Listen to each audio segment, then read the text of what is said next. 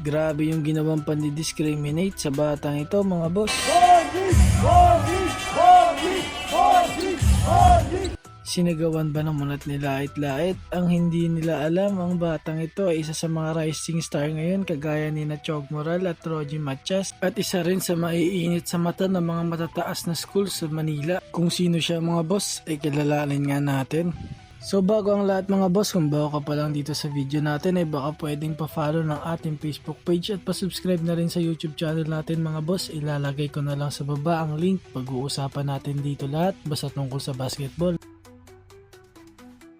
Ang player na ito nga mga boss ay nagngangalang Eugene Valpeña. Si Eugene nga mga boss ay player ng Enyo Nazareth School, isang 16 years old high school player pa lamang na may height na 6'1". Naglalaro bilang isang power forward at Tubong Angeles Pampanga nga ang player na to.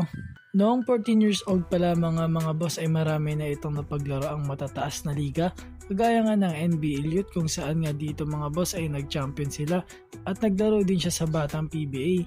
Kaya naman kahit nasa murang edad pa lamang nga itong si Eugene mga boss ay parang nasa 20s na nga ito maglaro. Pagtungtungan ng 15 years old ay nakapaglaro na rin siya sa Junior MPBL sa koponan nga ng Pampanga Giant Lanterns at Quezon City. Naglaro din siya sa Pilipinas Super League kung saan nga itinangal siyang Mythical 5 plus MVP. Sa skills niya nga mga boss ay meron itong shooting at maganda din ang kanyang shooting form. Isa ito sa kailangan ng isang player. May depensa rin ang batang ito kaya naman hirap umatake sa ilalim ang kalaban at isa pa dito sa maganda sa kanya mga boss ay ang kanyang katawan. Talaga namang mahihirapan ka dito pag ito nakalaban mo sa ilalim kasi sa laki at bigat nito mga boss mahihirapan kang i-box out at makuha ang bola. Overall mga boss ay masasabi mo talaga na kaya na nito makipagsabayan sa mga mas matatanda sa kanya. Marami pang magiging improvements ang player na to mga boss pagtungtong niya sa kanyang collegiate year kaya kaabang-abang ang player na to. So ito nga mga boss at panoorin natin kung paano maglaro ang batang to.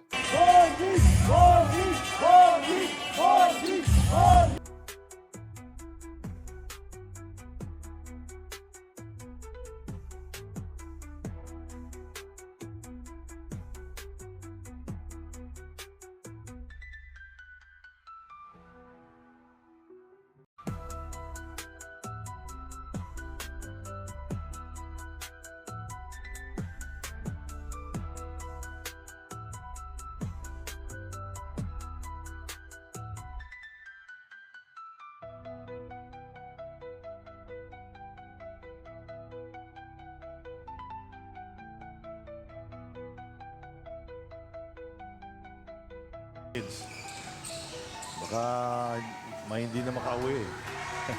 Peña will score. Malamang, ano? Oh, masilip na. Mga galing sa probinsya.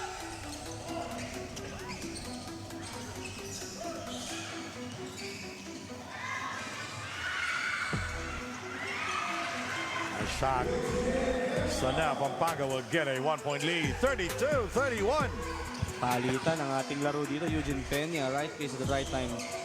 Sa rebound na yan. So many scorers on the floor. Oo eh. Peña, look at that. He knows Pwesto-pwesto how lang sa to ilahan. squeeze himself inside. Halos hindi nga tumalon dun sa rebound eh. No? Inatrasan lang yung depensa niya eh. Peña for three. Yes, sir!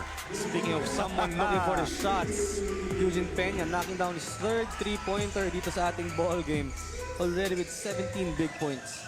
Ito yung naghahabol sa malaking lamang eh.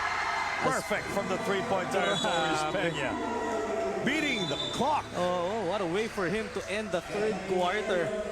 Adding to his already impressive performance.